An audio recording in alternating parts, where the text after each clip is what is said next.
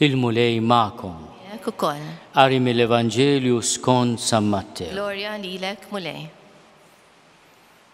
Dak iż-żmien Ġesu ħalla n-nies u mar id-dar. Resqu lejh id-dixxipli tiegħu qalulu fissirien l-parabola tas-sikrana fl-għalqa.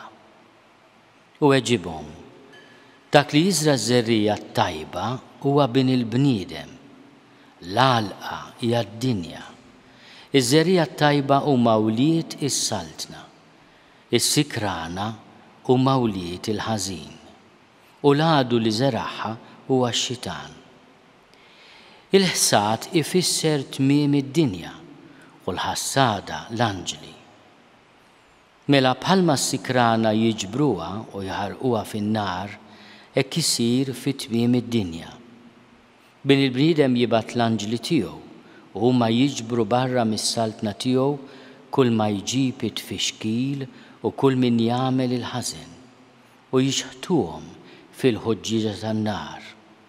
Hemmhekk ikun hemm il-biki u t-tażżiż tas-snien. Imbagħad il-ġusti jsiru jiddu bħax-xemx fis-saltna ta' missierhom. Min għandu widnejh ħajjisma'. Il-kelma tal-mulej. Tifħir lilek Kristu. Bit-tagħlim tal-Evanġelju nitnatfu minnu bitna. Din hija waħda mill-ftit parabboli li Ġesu jispjega fid-dettall. Il-bieraħ rajna il-parabbola ta' dak li żera żerrija tajba, imbagħad billejl ġie l-għadu tiegħu u żera s-sikrana. U l-ħaddiema jgħidulu tixnaqalawha s-sikrana, jgħidulhom le. Ħallhom jikbru flimkien meta jiġi il-mument tal-ħsad u mbagħad il-qamħ impoġġuh biex nerfgħuh u s-sikrana nitfgħuha għall-ħruq. Ġesu jispjega ftit il-protagonisti kollha ta' din il-parabbola. Interessanti li l-għadu isejjaħlu x-xitan. Imma s-sikrana mhijiex ix-xitan, is-sikrana huma uliet il-ħażen, uliet il-ħażin anzi. Dawk li fil-ħajja tagħhom għamlu għażla. Għamlu għażla kontra Alla, li hija għażla terribbli. U hija misteru kbir. Għax Alla ħalaqna xbija tiegħu. Aħna m'għandniex f'ruħna ix-xbija tax-xitan, għandna x-xbija ta' Alla. Imma ħalaqna ħielsa, liberi. Kif nistgħu ngħidulu iva minkejja d-nubiet u d-djufija tagħna u nitolbuh biex ma ninfirdux minnu, dik hija l-isbaħ talba. Tħallini qatt ninfiret minnek. Ikun hemm minna jalla ma jkunx hawn. Imma l-libertà hija misteru kbir li jgħid jiena lil Alla mhux m'għandix bżonnu biss, nobżoqlu. Nobodu, nagħmillu gwerra b'ħafna modi. U l-mibeda lejn Alla ħafna drabi tinduna biha bil-mibeda li jkun hemm fil-qalb tal-bniedem għal ħutu l-bnedmin. Għax inti jekk tobgħod il xi ħadd, tobgħod ukoll ix-xbija tiegħu.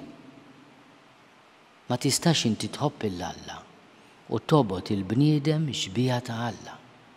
Bħal meta jien għandi xi ħadd għażiż, ma nistax narah imma għandi xbija tiegħu ritratt. U x'inhu? Nozzu. Jekk xi ħadd jobodu, allura jobżoqlu, ikasbru, jikkalpestaħ. Min iħobb il-Alla ma jistax jikkalpesta l-bniedem, milux kien hemm wieħed, orajt, kellu l-ġilda skura.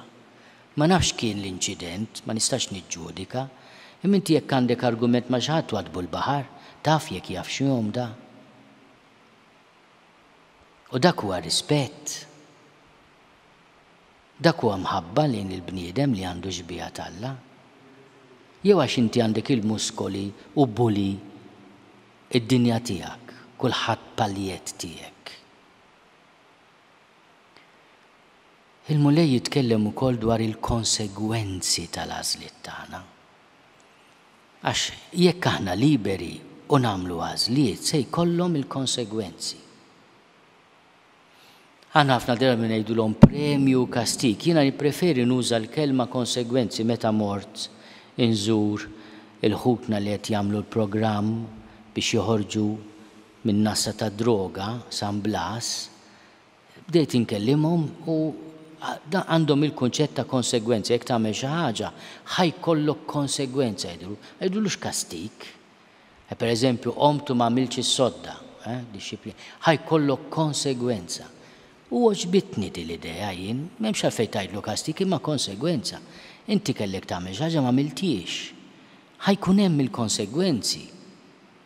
Hekk ukoll fil-ħajja tagħna l-għażliet tagħna kollha għandhom il-konsegwenzi tagħhom għat-tajjeb jew għall-ħażin. U tolqotni wkoll id-deskrizzjoni li jagħti Ġesu tal-infern. Apparti li jgħid il-ħuġġiġa tan-nar, in-nar hija xi ħaġa insopportabbli. San Ġorġ Preka kien jgħid ipprova poġġi sebak fuq fjamma nar ħajja ħatara kemm iddum tissapporti ħallija dawk li jagħmlu triks, ħallihom dawk. Kemm iddum issa eternità ta' xi ħaġa li hija insopportabbli. N-nar hija xi ħaġa insopportabbli għall-bniedem. Biki u tażżiż ta' snin, rabja kbira. Kultant tibda minn hawn ir-rabja tax l-infern u l-ġenna minn hawn jibdew. Ħafna jgħidulek Sinjur purgatorju bħalissa. All right. Imma nitolbu li waqt il-purgatorju għaddej minnu jkollna wkoll xi ftit toma tal-ġenna biex nagħmlu kuraġġ u Mulej jagħtina wkoll kultant. Imma min jobgħod il-xaħat, min għandu rabja kbira, min sninu qed jażżiżhom issa, diġà qiegħed fl-adba tal-infern. Mhux għax Alla kattiv, imma qed jitlobna nagħmlu għażla tajba, nkunu mal-qamħ u mhux mas-sukrana. Aħna minn hawn ftit ieħor niċċelebraw il-festa kbira tat-trasfigurazzjoni, aħna ngħidula s-Salvatur meta Ġesu wiċċu jsir jiddi bħax-xemx. U jiena tolqotni il-fatt li Ġesu meta jitkellem dwar it-twajba fil-ġenna min jaf kemm hemm ommijiet, mistirijiet. Min jaf kemm hemm nies il-ġenna li għamlu d-dover tagħhom talba l-Mulej dik it-talba tħallinix ninfiret minnek, Sinjur. U l-Mulej ilqaħħom. Il-ġusti jsiru jiddu bħax-xemx. Jiddu bħax-xemx. Għandhom il-glorja bħalma kellu liben fuq it-Tabor, fis-saltna ta' missierhom. Isejħilhom missierhom. U Ġesu mbagħad jafżana min għandu idnejn ħajjisma'. Jifieri ifhimni u rifletti.